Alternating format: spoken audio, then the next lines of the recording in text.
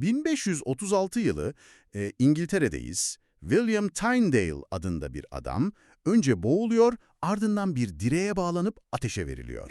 Çok karanlık bir tablo gerçekten. Kesinlikle. Ve suçu da vatana ihanet ya da cinayet falan değil üstelik. Suçu sadece bir kitabın insanların kendi ana dilinde okuyabileceği şekilde İngilizceye çevirmekti. Yani kelimelerin bedelinin kanla ödendiği bir dönemden bahsediyoruz. Aynen öyle. İnsanlık tarihi boyunca bir metni okumak, hele ki o metin inanç sistemlerinin tam merkezindeyse çok nadiren sadece okumak anlamına gelmiştir. Doğru, çok daha fazlasıdır her zaman. Yani kutsal metinlerin çevirisi uğruna savaşlar çıkmış, devasa konseyler toplanmış ve insanlar az önce bahsettiğimiz gibi canından olmuştur. Evet. Bugün bu derinlemesine incelememizde tarihin en çok okunan, en çok çevrilen ve muhtemelen üzerinde en çok tartışılan metninin, yani İncil'in perde arkasına iniyoruz. Çok iddialı ve bir o kadar da derin bir konu. Kesinlikle. Masamızda devasa bir kaynak yığını var. Akademik makaleler, e-kitaplar, tarihi çeviriler ve hatta Reddit'teki o bitmek bilmeyen teolojik tartışmalar. Hepsini taradık. Hepsini tek tek inceledik, evet. Dünyadaki ve tabii özellikle Türkiye'deki farklı İncil çevirilerini karşılaştıracağız bugün. Ortada gerçekten çok basit ama büyük bir soru var. Neden bu kadar çok farklı İncil var ve hepsi gerçekten aynı şeyi mi söylüyor? Bu serüvene başlarken şunu en baştan çok net bir şekilde ortaya koyalım bence. O tarafsızlık meselesi değil mi? Aynen öyle. Burada teolojik bir taraf tutmuyoruz ya da politik, dini bir tartışmanın parçası olmuyoruz kesinlikle. Yok, kesinlikle amacımız o değil. Bugün yapacağımız şey, inançların merkezindeki bu metinlerin ardındaki felsefeyi, o bahsettiğin kanlı tarihi ve çeviri biliminin o inanılmaz büyüleyici mekanizmalarını tamamen objektif bir şekilde analiz etmek. Yani bir metnin dilden dile, kültürden kültüre geçerken nasıl şekil değiştirdiğine bakacağız. Kesinlikle. Peki o zaman şu temel soruyla heyecanlı bir giriş yapalım. Hadi bunu biraz açalım. Aynı kutsal metin nasıl oluyor da dilden dile, mezhepten mezhebe bu kadar farklı şekillerde karşımıza çıkıyor? Yani çeviri dediğimiz şey alt tarafı sözlüğü açıp kelimenin karşılığını bulmak değil midir? Keşke o kadar basit olsaydı. Değil mi? Söz konusu olan binlerce yıl öncesinin kültürü, felsefesi ve inancıyla yoğrulmuş metinler olduğunda, çeviri eylemi sadece bir dilden diğerine kelime aktarmak değil, adeta bir yeniden inşa sürecine dönüşüyor. Yeniden inşa. Güzel bir tanım. Çevirmen o masaya oturduğunda sadece gramer kurallarıyla boğuşmuyor, kafasında hep o devasa felsefi ikilem var. Hangi anlama sadık kalmalıyım sorusu. Evet. İşte tam da bu ikilem çeviri dünyasını iki büyük kampa ayırıyor aslında. Biçimsel eşdeğerlik ve dinamik eşdeğerlik. Biçimsel eşdeğerlik dediğin şey kelimesi kelimesine çeviri yapmak demek değil mi? Yani antik metne böyle %100 tam sadakat. Aynen öyle. Biçimsel eşdeğerlik, orijinal İbranice, Aramice ve Grekçe metinlerin o gramer yapısına, kelime dizilimine ve hatta cümlelerin o antik ritmine aşırı bir sadakat gösterir. Anladım. Mesela İngilizce'deki o meşhur King James Version'ı ya da yeni Amerikan Standart İncil'i, hani NASB dedikleri, çeviri tam olarak bu felsefeyle üretilmiştir. Akademisyenler bu çeviriler için genelde şeffaf derler, orijinal metnin kemiklerini, edebi kalitesini ve o doktrinal hassasiyetini olduğu gibi korurlar. Ama bunun bir bedeli olmalı değil mi? Yani binlerce yıl öncesinin gramerini bugüne taşımak. Tabii ki bir bedeli var. Günümüz insanı için okuması son derece yorucu, takıntılı derecede teknik ve bazen de tamamen anlaşılmaz olabilir. Bir saniye, eğer biçimsel eşdeğerlik bu kadar zorsa, o zaman dinamik eşdeğerlik bunun tam tersini yapıyor, öyle mi? Yani kelimeleri boş verip tamamen anlama ya da fikre odaklanıyor. Tam olarak öyle. Düşünceden düşünceye bir yaklaşım. Ama bu inanılmaz derecede tehlikeli bir şey değil mi? Yani eğer bir çevirmen metnin kelimelerini değil de sadece fikrini çevirmeye karar verirse, kendi teolojik önyargılarını metne sızdırmış olmaz mı? Temelde İncil'i alıp kendi kafasına göre yeniden yazmış olmuyor mu bu adamlar? Bu harika bir itiraz gerçekten. Teorik olarak bu çok büyük risk. Değil mi? Yani kontrolü çok zor. İşte tam da bu yüzden modern dinamik çeviriler, Mesela İngilizce'deki Yeni Uluslararası Versiyon NIV veya Yeni Yaşam Çevirisi NLT gibi metinler tek bir kişi tarafından çevrilmez. Komiteler devreye giriyor sanırım. Aynen öyle. Onlarca farklı kilise ve akademisyenden oluşan devasa komiteler tarafından bazen yılları bulan tartışmalarla yapılır bu çeviriler. Vay canına. Dinamik çevirinin tek bir amacı vardır. Orijinal yazarın kendi dönemindeki okuyucusunda yarattığı o ilk etkiyi bugün senin üzerinde de yaratmak. Hı hı. Antik bir metaforu kelimesi kelimesine çevirdiğinde modern okuyucu boş boş bakıyorsa, hiçbir şey anlamıyorsa o metin iletişim kurma işlevini tamamen yitirmiş demektir zaten. Anladım. O zaman bunu biraz somutlaştıralım kaynaklardan. Yeni Antlaşmadan yani İncil'den 1. Selanikliler 2:12 ayeti var mesela masamızda. Çok klasik bir örnektir o. Evet, Grekçe orijinalinde tam olarak Tanrı'ya layık bir şekilde yürümek gibi bir ifade geçiyor. Biçimsel çeviri bunu alıp inatla yürümek olarak çeviriyor. Evet, kelimeye sadık kalıyor. Ama dinamik çeviri yazarın asıl niyetinin fiziksel bir yürüyüş olmadığını, adım atmamak olmadığını biliyor ve modern dildeki en doğal karşılığıyla Tanrı'ya layık bir hayat sürmek yapıyor bunu. Kesinlikle. Yani şey gibi bu, bir şiiri çevirmekle bir yemek tarifini çevirmek arasındaki fark gibi sanki. Birinde kelimelerin o ahenk ile metaforun kendisine sadık kalırsın, diğerinde ise yemeğin tadının aynı olmasına odaklanırsın, değil mi? Kusursuz bir analoji. Gerçekten olay tam olarak bu. Ama iş sadece kelimelerle de bitmiyor ne yazık ki. Nasıl yani? Masadaki o orijinal metnin ne olduğu konusu da en az nasıl çevrildiği kadar tartışmalı bir konu. Orijinal metin derken, yani tek bir orijinal metin yok mu ortada? İşte orası biraz karışık. Klasik çevirilerin çoğu 16. yüzyılda derlenen textus receptus yani kabul edilmiş metin üzerinden yapılmıştır. Hmm. Bu metin daha çok geç Bizans dönemi el yazmalarına dayanır. Ancak modern çeviriler 19. ve 20. yüzyıllarda çöllerden, antik manastırlardan çıkarılan çok daha eski ve nispeten güvenilir eleştirel metinleri temel alır. Critical text derler buna. Bir saniye.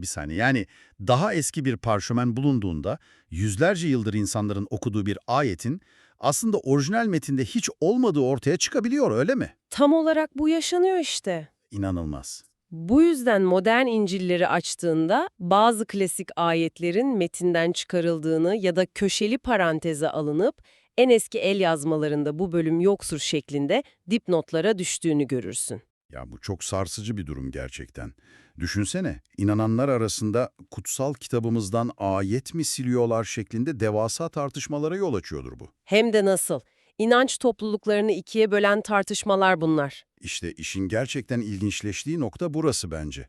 Ben her zaman kutsal kitabın böyle monolitik, tek bir parçadan oluşan ve herkesin üzerinde anlaştığı bir kitap olduğunu sanırdım. Çoğu insan böyle düşünür Emet. Ama bakıyoruz ki mezhepler içindekiler tablosunda bile anlaşamıyor. İnsanlar aynı inancı paylaşıyor ama okudukları kitapların uzunluğu, bölüm sayısı birbirinden farklı. Nasıl oluyor da kutsal kitabın hangi kitaplardan oluştuğuna dair evrensel bir mutabakat yok? Sıradan bir dinleyici hangisinin orijinal olduğunu nasıl bilecek? Bu çok önemli bir soruyu gündeme getiriyor aslında. Çünkü kanon dediğimiz o onaylanmış kutsal kitaplar listesi gökten bir faks olarak inmedi. Yani birileri oturdu ve karar verdi. Aynen öyle. Kanon, tarihi konseylerin, yüzlerce yıllık teolojik çatışmaların ve inanç topluluklarının kendi kimliklerini inşa etme süreçlerinin bir sonucudur. Hı hı. Bugün mesela bir protestanın okuduğu İncil toplam 66 kitaptan oluşur. Neden sence? Neden? Çünkü protestanlık sola scriptura yani yalnızca kutsal yazı ilkesini benimser. Martin Luther ve diğer reformcular İbranice orijinal kanonda bulunmayan, sonradan eklenmiş o kitapları inancın temeli olarak görmeyi kesinlikle reddetmişlerdir. Ha, yani Luther bunları tamamen mi çöpe atıyor? Hayır, tamamen çöpe atmıyor. Luther bu kitapların tarihi açıdan okunmasını yararlı bulur ama onları Tanrı esini saymaz, otorite kabul etmez. Bahsettiğimiz bu kitaplar şu apokrif ya da Katoliklerin deyimiyle deuterokanonik metinler değil mi? Tobit, Judit, Makabiler gibi kitaplar. Evet, tam olarak onlar. Peki Katolikler bu kitaplara nasıl yaklaşıyor? Çünkü onların İncil'i çok daha kalın benim bildiğim kadarıyla. Kalın çünkü Katolik Kilisesi Protestanların bu reddedişine karşılık olarak 1546'daki Trent Konsili'nde bir araya geldi Hı hı. ve bu tartışmalı kitapları ikinci kanun yani Deuterokanonik sıfatıyla resmi listeye kesin olarak ekledi. Üstelik sadece eklemekle de kalmadılar. Başka ne yaptılar ki? Bir Katolik için okuduğu İncil'in kilise otoritesi tarafından denetlenmiş ve onaylanmış olması hayati önem taşır. Bu yüzden Katolik İncil'leri, mesela o meşhur Douay-Rheims veya güncel Nabre çevirileri üzerinde imprimatur damgası taşır. Imprimatur. Yani aslında kilisenin metin üzerindeki bir nevi fikri mülkiyeti bu. Teolojik bir tescil markası. Tam isabet. Bunu okuyabilirsin, bu onaylanmıştır mührü yani. Peki Ortodokslar nerede duruyor bu denklemde? Onların kitabı nasıl? Onların evreni tamamen farklı bir tarihi eksende döner aslında. Ortodoks Kilisesi eski ahit için ta milattan önce 3. yüzyılda İbranice'den Grekçe'ye çevrilmiş olan Septuaginta metnini kullanır. Yeni ahit için ise 1904 tarihli Ekümenik Patrikhane'nin metnini esas alırlar. Düşünsene, temel aldıkları metin zaten antik bir çeviri. Vay canına. Çevirinin çevirisi gibi bir durum var. Evet, İngilizce konuşan Ortodokslar da genellikle bu tarihsel sadakati koruyan Ortodoks Çalışma İncil'ini yani OSB'yi okurlar. Kısacası her mezhep kendi tarihsel bagajına uygun bir metin sınırları çizmiştir diyebiliriz. Açıkçası aklıma o ilk bahsettiğin Tindel örneğine ve tarihin o kanlı çeviri savaşlarına gidiyor. Orijinal diller Aramica, İbranice ve Grekçe iken Aziz Jerome 4. yüzyılda İncil'i Latince'ye çeviriyor ve adı Vulgata oluyor. Evet, çok önemli bir dönüm noktasıdır Vulgata. Ama sonrasında o çeviri dili olan Latince sanki Tanrı'nın bizzat konuştuğu dilmiş gibi kutsallaştırılıyor. Öyle ki yüzyıllar sonra sokakta Latince konuşan tek bir sivil bile kalmamasına rağmen kilise bu dili dayakmaya inatla devam ediyor. Yani soruyorum sana, kutsal olmayan bir dil nasıl oluyor da zamanla bu kadar ölümcül bir dokunulmazlık kazanıyor? Bunu büyük resimle birleştirirsek, olay aslında çeviri bilimiyle falan ilgili değil. Neyle ilgili peki? Tamamen sosyoloji ve iktidar psikolojisiyle açıklayabiliriz bunu. Kurumlar, kitleler üzerindeki o devasa otoritelerini korumak için bir gizeme, araya örülecek bir duvara ihtiyaç duyarlar. Latince, o dönemde Avrupa halkıyla kutsal metin arasındaki o aşılmaz duvardı işte. Bilgi tekeldi ve bu tekelin anahtarı sadece rahiplerin elindeydi. Düşünsene, eğer bir köylü metni kendi ana dilinde okuyup anlarsa, onu o metni açıklayacak bir rahibe neden ihtiyaç duysun ki? Yani otoritenin aracıdan çıkmasını istemiyorlar, kendi güçlerini kaybedecekler yoksa. Aynen öyle. Bir dakika, yani John Wycliffe'ın başına gelenler de bu yüzden o zaman. Adam İncil'i İngilizceye çevirdi diye ölümünden 40 küsür yıl sonra kilise onun kemiklerini mezardan çıkartıp yaktırıyor ve nehre attırıyor. Evet, çeviri şehitliği diyoruz biz buna tarihsel olarak. Ya ölü bir çevirmenden bile korkuyorlar düşünsene. Ve sonra Martin Luther 1522'de sahneye çıkıp metni o kutsal kaleden indiriyor, sokağın pazarın Almancasına çeviriyor. Kesinlikle Luther'in yaptığı sadece dini bir reform değil, kelimenin tam anlamıyla linguistik bir savaştı. İnsanlara Tanrı sizin konuştuğunuz o sıradan dili de anlıyor diyerek o devasa Latince duvarını yıktı. Muazzam bir devrim. İktidarı demokratikleştirdi evet ama bunun bedeli Avrupa'da yüzyıllar süren din savaşları ve yakılan sayısız o çeviri şehidi oldu ne yazık ki. Peki Avrupa'da bu ateşler yanarken rotayı bizim coğrafyamıza, Osmanlı'ya çevirirsek ne görüyoruz kaynaklarda? İnsanların ateşe atıldığı o dönemlerde Osmanlı Sarayı'nda İncil çevirisi etrafında nasıl bir iklim vardı? Orada ateşten ziyade bürokrasinin ve çok trajik tesadüflerin sessizliğini görüyoruz aslında. 17. yüzyılda Osmanlı Sarayı'nda olağanüstü bir figür var. Asıl adı Wojciech Bobowski olan, Lehasıllı, tam 17 dil bilen ve sonradan Müslüman olup Ali Ufki Bey adını alan baştercüman. Evet, Ali Ufki Bey, 1665-1666 yıllarında kutsal kitabın tamamını ilk kez Türkçe'ye çeviriyor. Üstelik dönemin o ağır, ağdalı Osmanlıcasıyla değil, inanılmaz akıcı ve anlaşılır bir Türkçeyle yapıyor bunu. Muazzam bir iş gerçekten. Ama en acı tarafı ne biliyor musun? Bu devasa başyapıt Osmanlı'da o dönem hiç basılamıyor. Gidip Hollanda'daki Leiden Üniversitesi kütüphanesinin o tozlu raflarında tam 150 yıl boyunca bekliyor. Neden oluyor bu? Çünkü çeviri sürecini yöneten Hollanda elçisi Levinus Warner aniden ölüyor. Hadi ya. Evet, bitmiyor. Projeyi finanse edenler, düzeltmeleri yapacak olan Avrupalı akademisyenler ard arda hayatını kaybediyor. Bürokratik kopukluklar da işin içine eklenince metin resmen unutuluyor. Şaka gibi. Ta ki 1827'de Paris'te John Daniel Keffer tarafından basılana kadar. Ama burada çok kritik bir detay var. Keffer metni olduğu gibi basmıyor. Ne yapıyor ki? Kendi teolojik filtresini araya sokuyor. Ali Ufki Bey, metinde orijinal dildeki isimleri kullanırken İslami kültüre çok aşina olduğu için Allah Teala veya Tanrı gibi seçimler yapmıştı çevirirken. Kültürel bir köprü kurmuş aslında. Aynen öyle.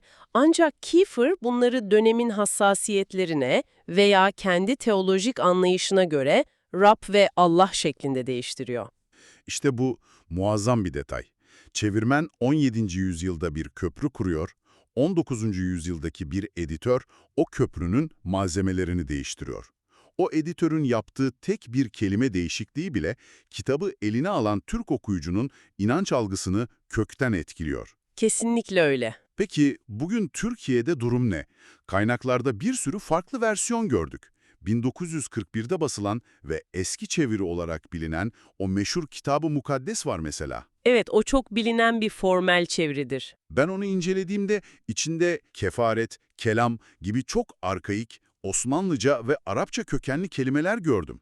Okurken o klasik, eski zamanlara ait kutsallık ağırlığını hissediyorsun ama gündelik bir dil değil kesinlikle. Haklısın. O metin litürjik ağırlığı olan, kelimelerin müzikalitesine odaklanan biçimsel bir yaklaşımdı. Ancak dil hızla değişiyor, durmuyor ki. Bu yüzden 2001 yılına gelindiğinde Türkiye'deki Protestan, Katolik ve Ortodoks kiliselerinin eşine az rastlanan bir ortak mutabakatıyla Kutsal Kitap Yeni Çeviri, kısaltmasıyla TCL 02 ortaya çıktı. Ortak bir zemin bulmuşlar yani. Evet, bugün en yaygın olan metin budur. Orijinal Grekçe ve İbranice'den modern Türkçe'ye son derece dengeli bir biçimde çevrildi bu metin. Ama denge herkesi tatmin etmez değil mi? Daha kolay okunmasını isteyenler illaki vardır. Bu yüzden mesela temel Türkçe tercüme TTT çıkmış. Tamamen dinamik eşdeğerlik kullanarak cümleleri basitleştirmiş. Doğru. Bir de Thomas Cosmades'in tek başına yıllarını vererek yaptığı çok daha net ve edebi Türkçe İncil çevirisi var. Ama asıl benim ilgimi çeken incelediğimiz kaynaklardaki 2 tane çok uç örnek var. Hangileri onlar? Birincisi e-Bible sisteminde yer alan yorumsuz Türkçe çeviri yani YTC. Bu adamlar biçimsel eşdeğerliği o kadar uç noktaya taşımışlar ki kültürel köprü kurmayı falan tamamen reddediyorlar. Nasıl yani? İsa bile demiyorlar metinde, orijinal okunuşuna sadık kalarak Yeşua diyorlar. Tanrı yerine Yahve kelimesini kullanıyorlar. Çok radikal bir sadakat. Kesinlikle. Mesela 1. Yuhanna 2.2'yi açıp okuyorsun, kefaret kurbanı diyor. Ve anında devasa bir dipnotla o kelimenin Grekçe hilasmos kelimesinden geldiğini, Tanrı'nın gazabını yatıştıran bir kavram olduğunu, tıpkı akademik bir makale gibi uzun uzun açıklıyorlar. %100 teknik sadakat, sıfır kültürel uyarlama. O zaman bunun tam karşısındaki diğer uçta halk dilinde İncil olmalı. Harikasın, kesinlikle. 2012'de çıkan bu çeviri, YTC'nin yaptığının tam tersini yapıyor. Sokaktaki Türk halkına, İslami kültüre doğmuş birine mesajı en hızlı nasıl ulaştırırım diye düşünüp, kasıtlı olarak İslami terminolojiyi yoğun bir şekilde kullanıyor. Çok ilginç bir strateji. Şimdi sana soruyorum, İslami kavramları Hristiyan metnine yedirmek, metnin mesajını asimile etmek midir, yoksa okuyucuyla en doğrudan köprüyü kurmak mıdır? İşte çeviri biliminin kalbi tam da bu soruda atıyor zaten. Kimi okuyucu metnin antik köklerine, o çölün tozuna, orijinal harflerin sertliğine dokunmak istiyor, gidip YTC gibi çevirilere yöneliyor. Kimi ise metnin içindeki o müjdenin, yani sevinç getirici haberin, kendi kültürünün kodlarıyla yankılanmasını istiyor ve halk dilinde İncil'i tercih ediyor. Peki ya Katolikler? Katolikler ise kendi litürjilerinde zaten Türkiye'ye özgü Tanrı'ya övgü duaları gibi muadil dua kitapları kullanarak kendi kültürel köprülerini kuruyorlar.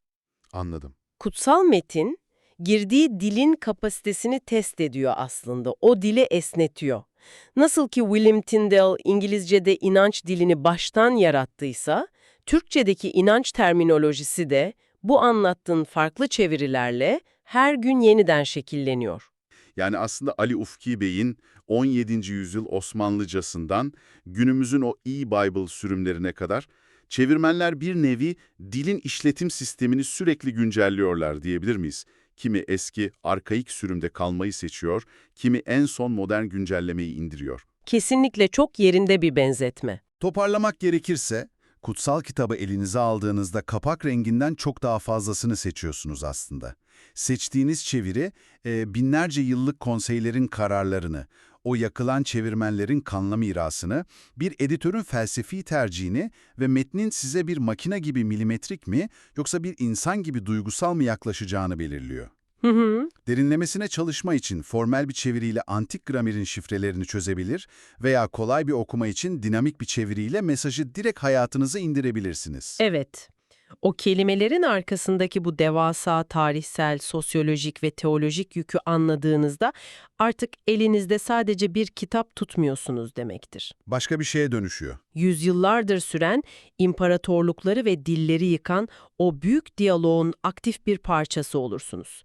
Çevirmen, orijinal yazarla modern zihin arasında köprüyü kuran o sessiz mimardır ve her mimarın malzemesi birbirinden farklıdır. O halde bu derinlemesine incelemenin sonunda sizi tek başınıza düşüneceğiniz kışkırtıcı son bir düşünceyle baş başa bırakmak istiyorum.